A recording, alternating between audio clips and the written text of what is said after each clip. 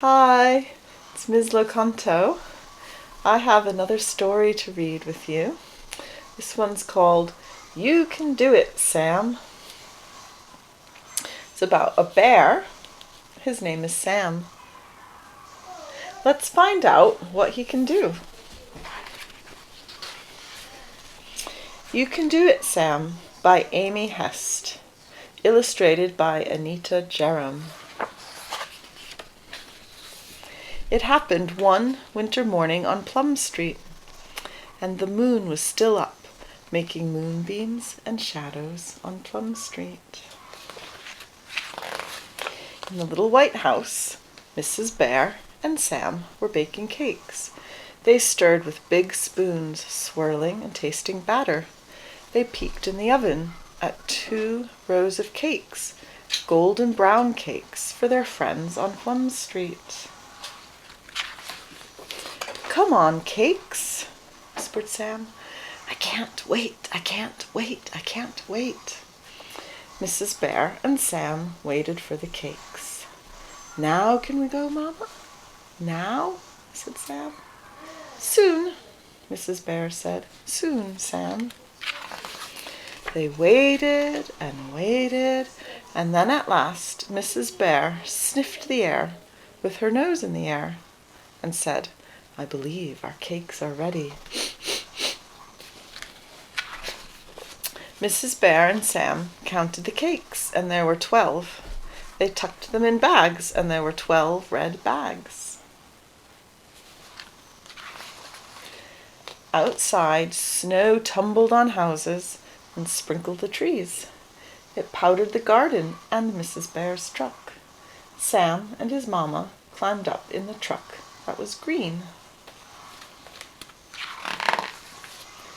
They bumped along in the early light, just the 2 of them on Plum Street, uphill and down, to the very end of Plum Street.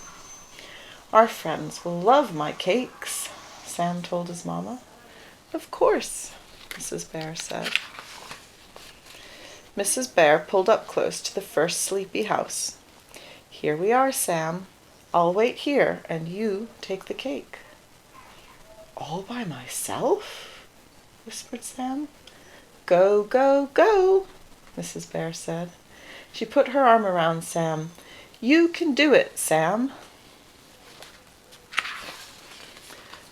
And off he went, all by himself in new snow, all by himself, waving a red bag and waving to Mrs. Bear, all by himself, taking a cake to their friends. Sam left the red bag at the door. The sign on the bag said, "A tasty surprise." Then he ran back to the truck where his mama was waiting. "I did it," said Sam. "Of course," Mrs. Bear said.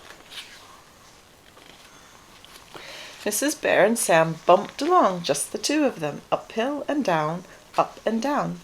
At each sleepy house, Mrs. Bear stopped her truck. She put her arm around Sam.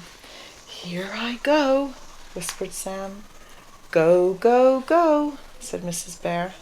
And off he went, making tracks in new snow, waving a red bag and waving to his mama, leaving 1 tasty cake at each sleepy door, all by himself. Until they got home. There were 2 cakes left in 2 red bags. Said Mrs. Bear. "For us?" whispered Sam. "Of course," Mrs. Bear said. Mrs. Bear and Sam held hands on the path to the little white house, and the sun was just sunning up the little white house. "Hello, house," said Sam, as they went inside, kicking snow off their boots. Mrs. Bear poured cocoa into cups, and they wriggled their toes in fat socks, enjoying their cakes with cocoa. As their bellies filled up, they took turns telling stories about a bear called Sam who takes cakes all by himself to his friends, and how they all love his cakes so very much. And that's what happened one winter morning on Plum Street.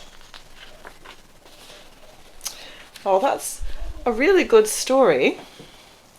Sam the bear.